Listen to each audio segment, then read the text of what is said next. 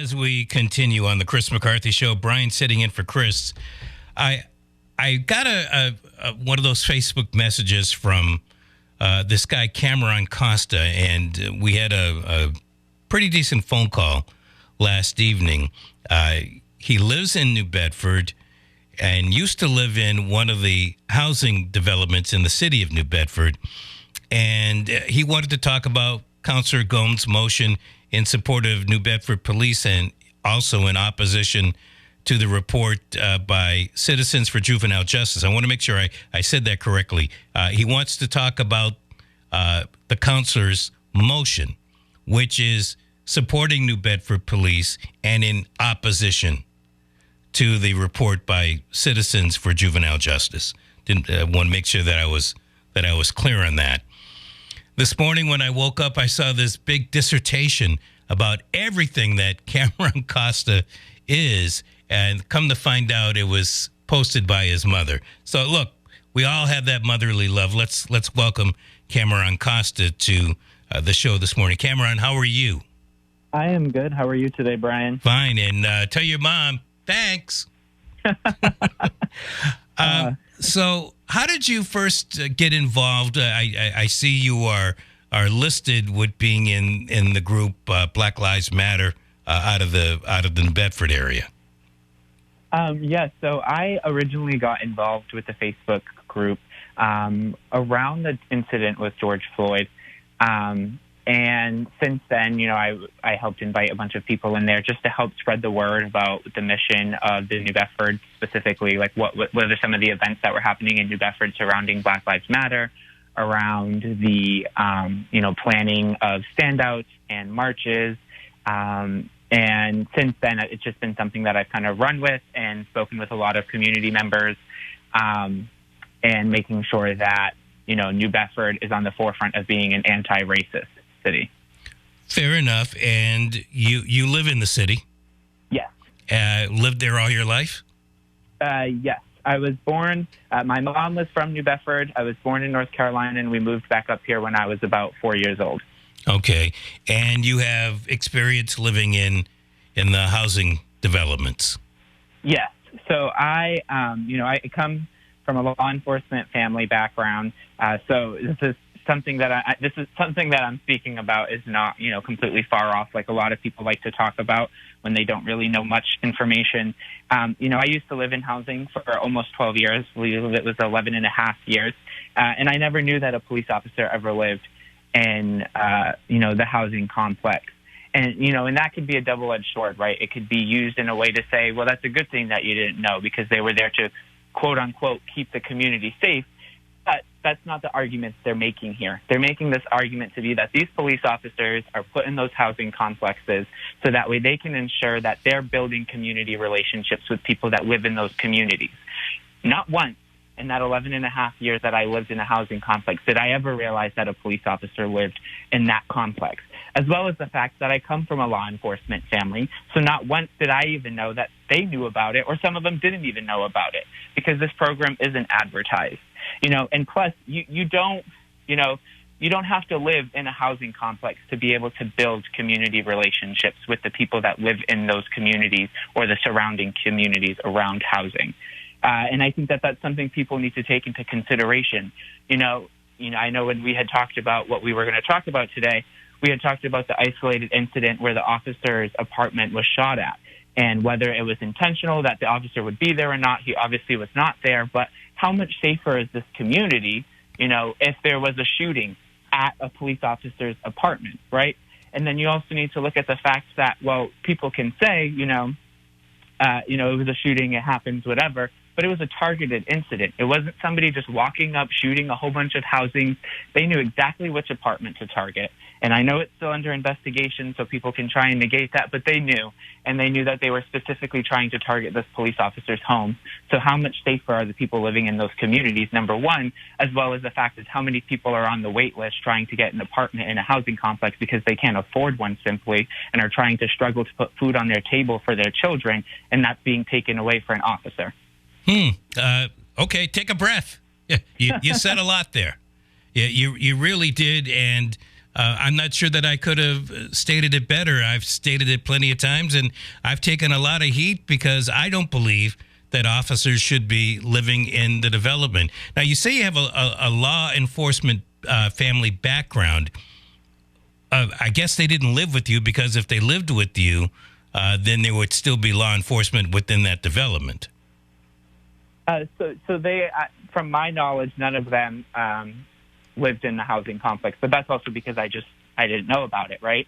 But, when we're talking about community relationships, there was a nonprofit, the YWCA, Southeastern Mass, whose mission is to eliminate racism and empower women, and they ran youth police dialogues. This was a community forum for place where police officers and youth to come together, to sit down. They could talk, they could have discussions. They were role-playing, so officers were playing the role as the youth in the city. The youth were playing the role as the police officers. And, right now, currently, because I've spoken with a couple of people that are over at the YWCA, they have the youth, they have the youth ready for this. They have the places. They have the nonprofits. The only people that aren't signing off on this anymore are the police officers. Interesting. So, we want to talk about how we want to have more community forums for I know you mentioned it on the show, actually, about how Brian Gomes is, in his second motion, is calling for, community forums for people to be able to discuss. Well, here's a community forum that has been a thing, and you can't get officers to go for it. Because what's their number one thing when you ask them to do it is, well, are we going to get paid for it? That's a good question. I don't know the answer to it, but why don't we talk about the motions? The written motion from Councilor Gomes.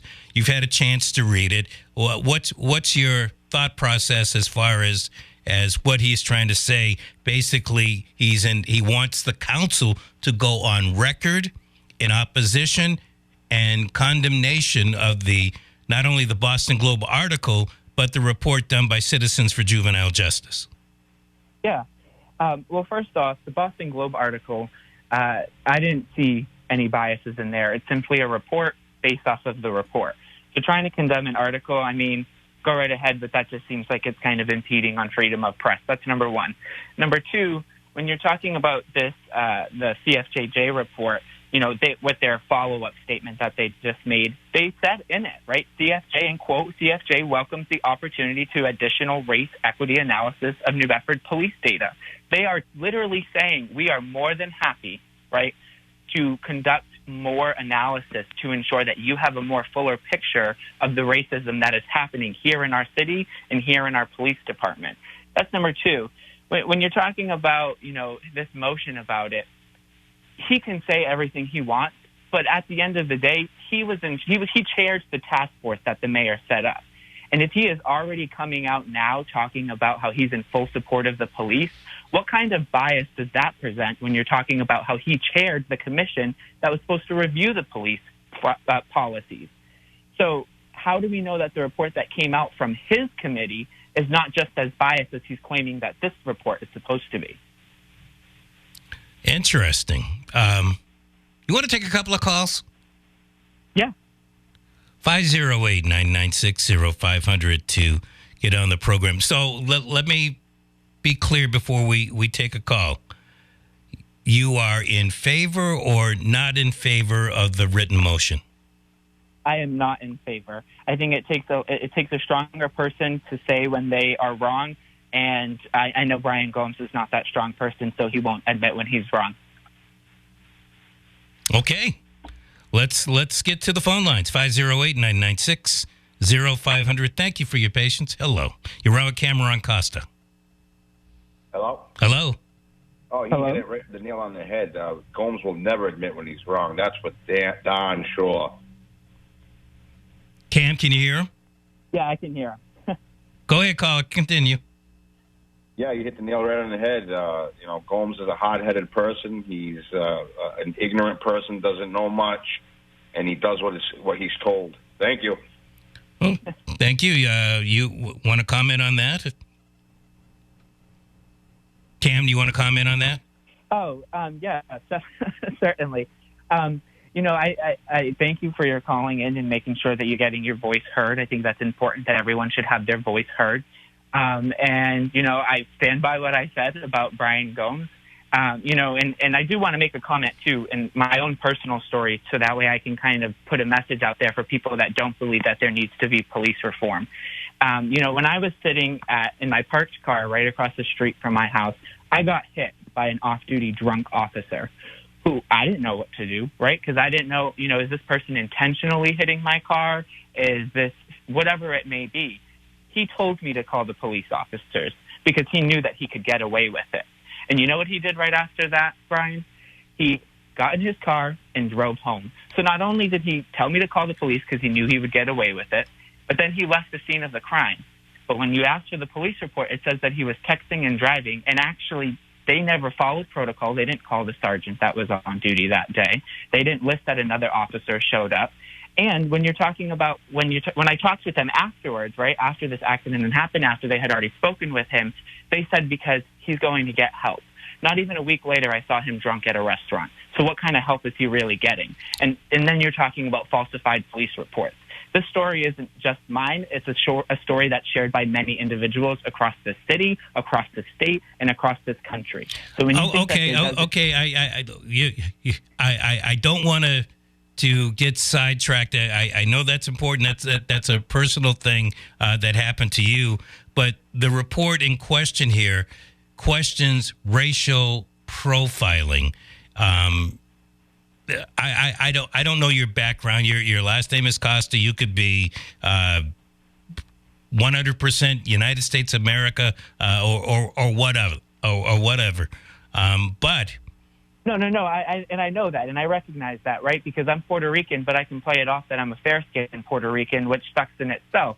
But then we also, for those people that don't believe that race is a factor and that police don't need reform, I'm just trying to provide an example of how, while race may not have played a factor in this specific instance, to say that there needs to be no reform at all is completely false and wrong.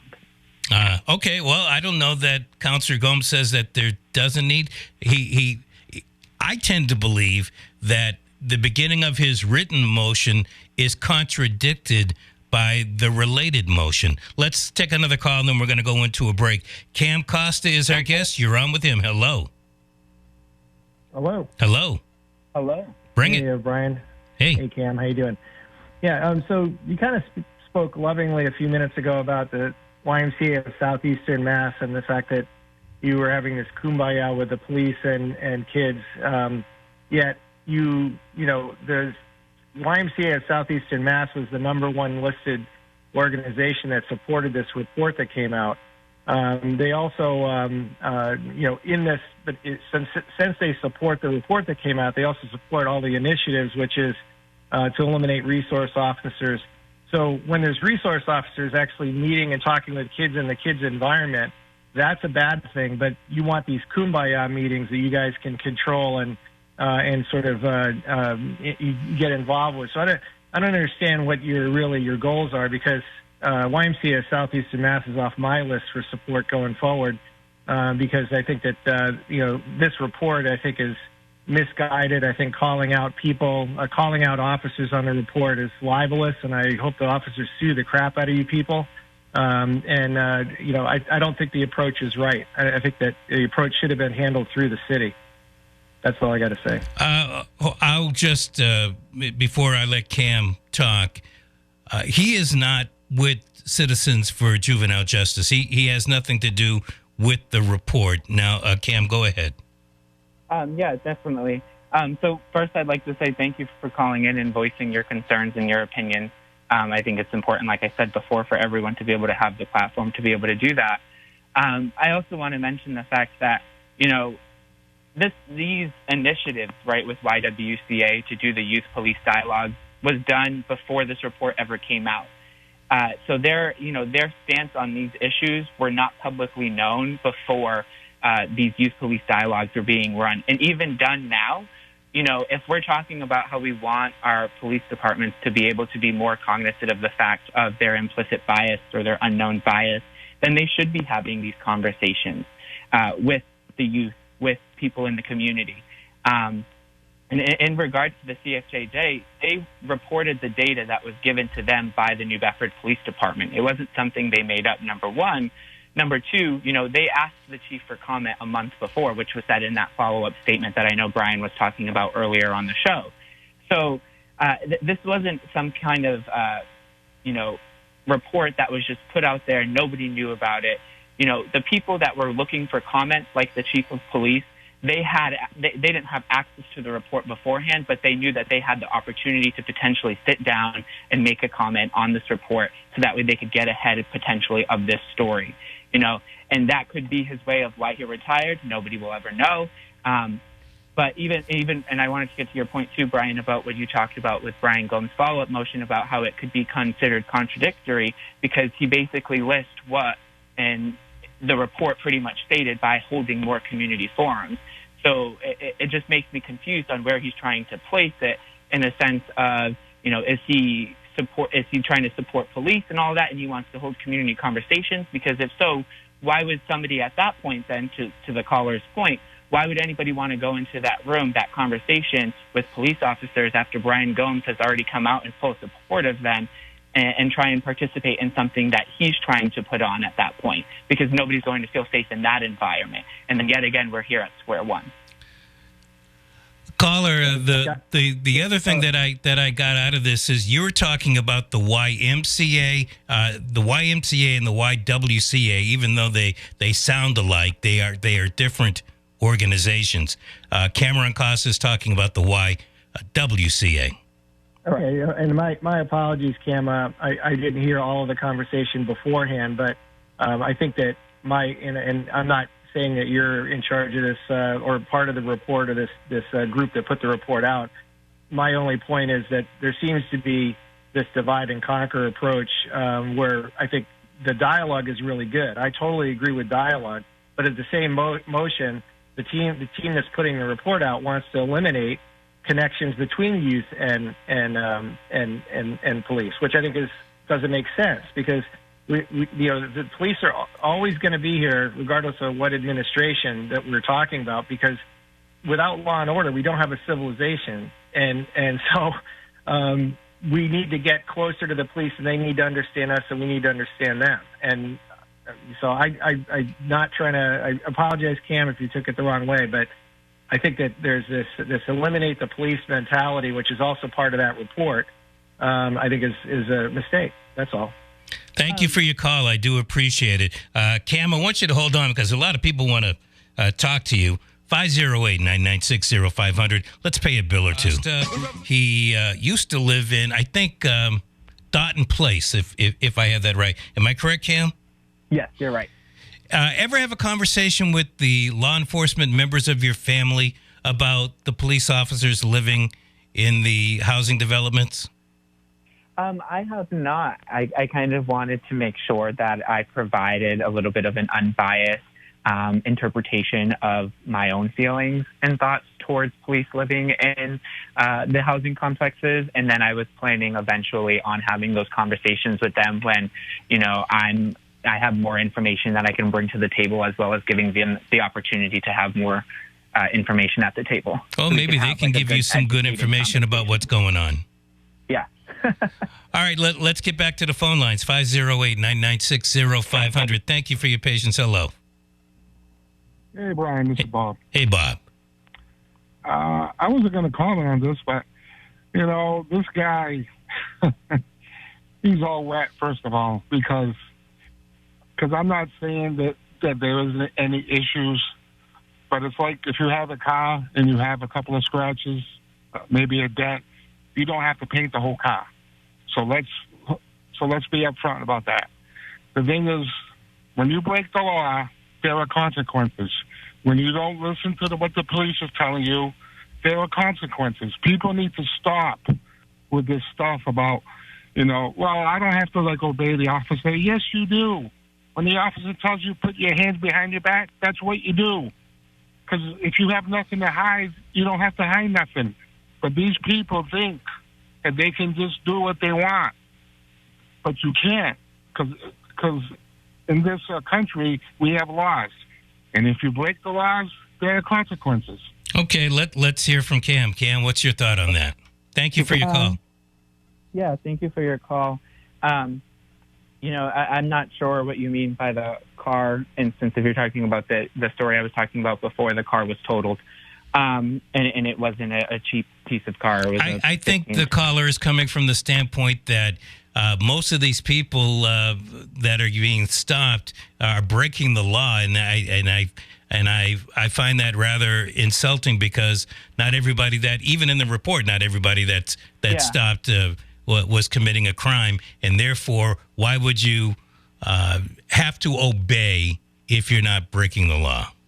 Yeah. Okay. So then, I'll talk on that. And when the statement that I believe it was the chief, I don't want to say it was the entire police department statement, or maybe he just speaks for the police department, but in the statement that he released, he basically said that all of those incidences that they put on that report were not just physical interactions with people. Some of it was checking their social media.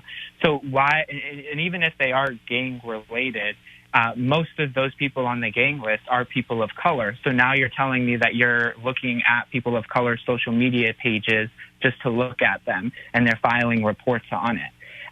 So to say that it's just the stopping in a police, sorry, not in a police car, but like traffic stop, it's not just that. And that was very clear in the report. It was very clear in the statement that came out that it was them also checking people's social media pages. So it's not everyone that's just committing a crime here in New Bedford. It's just looking also at people's social media pages. So then we need to question, why are you checking people's social media pages? Who are the people that you're checking social media pages? Are they predominantly people of color? And then we can get to the root of the problem that, when I get pulled over, because I've gotten pulled over because my sticker was expired, I think everyone mostly has, but, I turn my lights on my inner cabin lights on. If it's dark outside, I turn my car off immediately, because I want to have that notion for the police officer to make sure that they feel safe, so that way I don't get more in trouble. Because at the end of the day, if that police officer is having a bad day, I can feel the effects of that. If they're having a good day, I could also feel the effects of that. But that's why we're pushing for more community conversations and police dialogues, so that way there's more community conversations on education around policing, and there's more accountability. In that report, one of the recommendations that they put out was that police should be wearing body cameras. Well, when I speak to a lot of police officers, they agree with that notion, because it not only protects them, but it also will protect us as individuals that are being pulled over or are running into different instances with the law enforcement. All right. Sounds good. I'm going to take one more break and then get back to your calls at 508-996-0500.